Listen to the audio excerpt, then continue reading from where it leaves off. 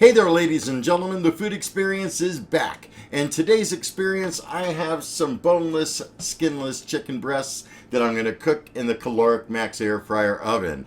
I don't know how I'm going to cook it yet. I know how to cook boneless chicken breasts. Normally I do it on the steak tray comboed with the drip pan. Sometimes I've used the air fryer basket.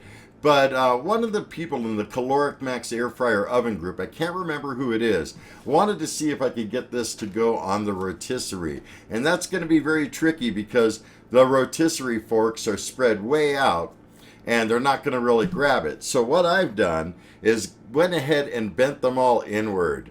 Okay, like my finger barely fits inside of there. Hopefully it's going to grab onto the chicken breast. If it doesn't, no big deal, I'll just use the regular basket. But first what we got to do is apply a rub and some olive oil. It's very important you do that. The olive oil and the rub, it's going to help keep the juices in. So let's get down to it. The package comes with 2 boneless, skinless chicken breasts, as you see right here. One of them's definitely bigger than the other. So I'm going to try the bigger one on the rotisserie if I could get it to fit in there. Like I said, otherwise we'll just go ahead and use the basket. That is a huge boneless chicken breast, I'll tell you what. And here's the other one. You can tell it's quite a bit smaller.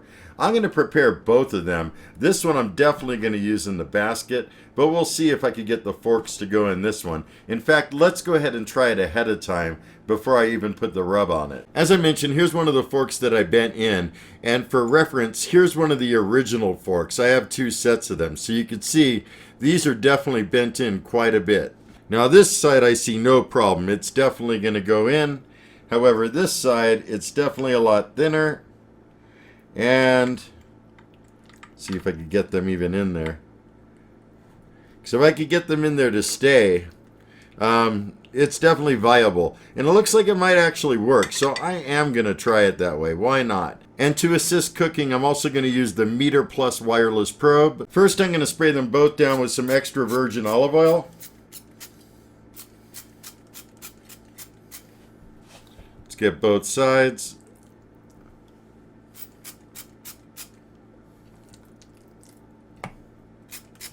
And that will definitely help the rub stick to it a little better. I have the rub right here in a little dish, and I'm using some Kinder's wood-fired garlic rub. I was going to put together my own rub, which I normally do. However, this has many of the same ingredients, and I won it in a contest, so I might as well use it up. And in addition to that rub, I've gone ahead and added some ghost pepper powder, a generous amount, into the mix. So let's go ahead and apply the rub.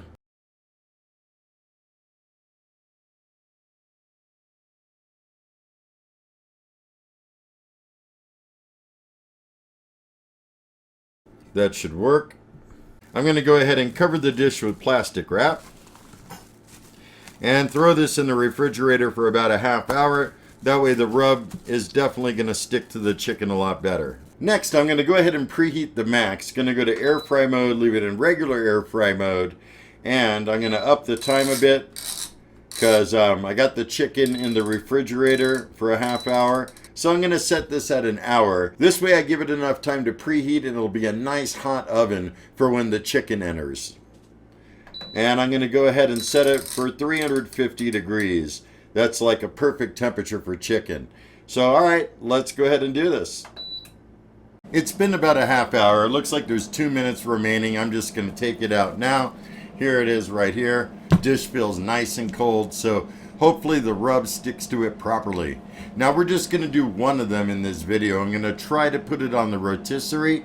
Let's go ahead and go down and see if I could show you how to do that, if it works. Here we go. First thing we're going to have to do is put the rotisserie spit through the chicken. And I'm thinking about going in the smaller end first. When you put the spit in, you want to use the kind of rounded end, not the square end.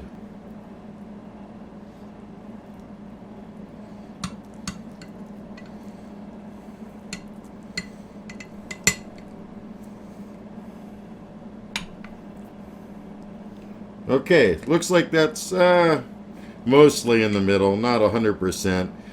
Since a chicken breast isn't too weighty, shouldn't make too much of a difference. We'll see in a minute.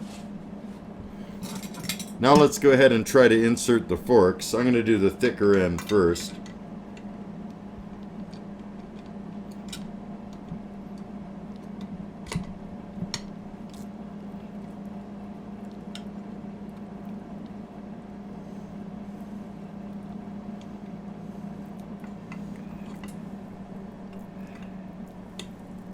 Yeah, I'm not so sure this is going to work out. I see the rod right through the chicken here.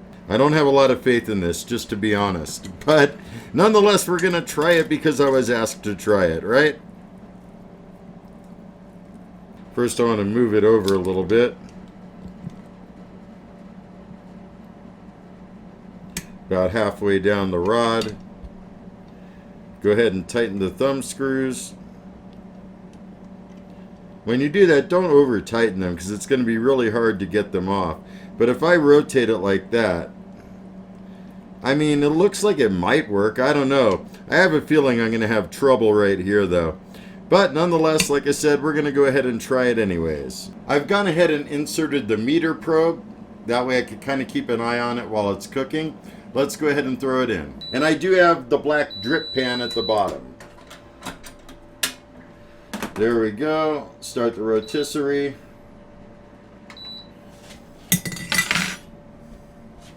And let's see. It's moving. It's not touching the bottom. That's good. Hopefully it doesn't fall off of the rotisserie spit. We're going to see as it goes. Hopefully I don't have to scrap and abort this mission. But nonetheless, when I tell someone I'm going to try something, I'm going to try something.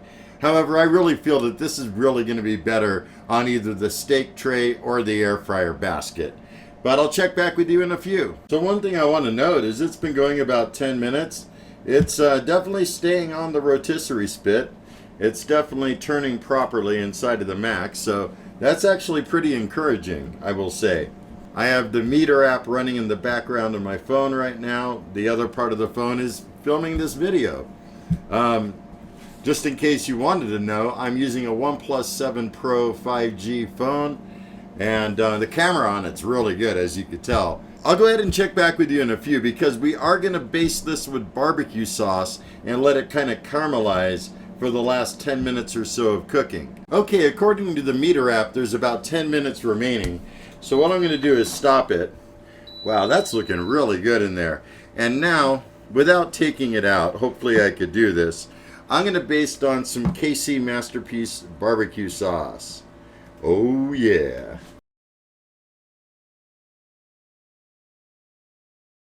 Alright, let's let it turn a little bit more.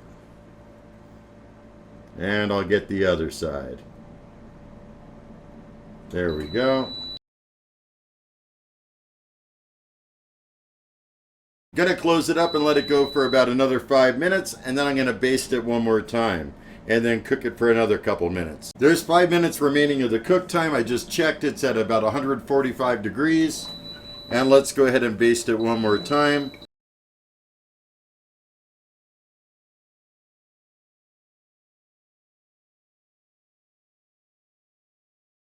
So we're gonna let it go ahead and continue the rest of the way. We're almost done. It smells so good. All right, meter tells me it's time to remove the chicken. It's at about 163 degrees right now. After I remove it, we'll let it rest and cook the rest of the way, so to speak.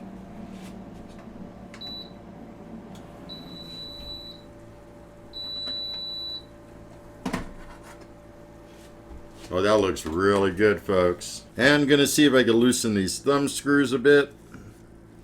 Yeah, no problem. Like I said, don't put them too tight because they're going to be difficult to try to loosen with a pair of oven mitts. Looks really juicy, by the way. A lot of juice coming out on my cutting board. Some people will tell you to leave the spit in during the resting process. I'm going to try to remove it. Normally I leave it in with a tri-tip, but we're going to go ahead and remove it. Let me show you what we're looking at right now while it's resting. That's what we're looking at right now. Looks so good.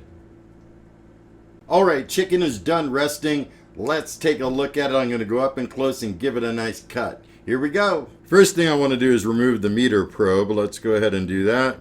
Just kind of pull straight out. There we go. That thing is very hot. Be careful not to touch it if you own one of those. Now let's go ahead and cut into the chicken breast. Definitely looks juicy. Some juices came out of it. I could tell. You could see right there when I pushed down. There's a good cross section for all you cross section enthusiasts out there. Looks so good. Really does.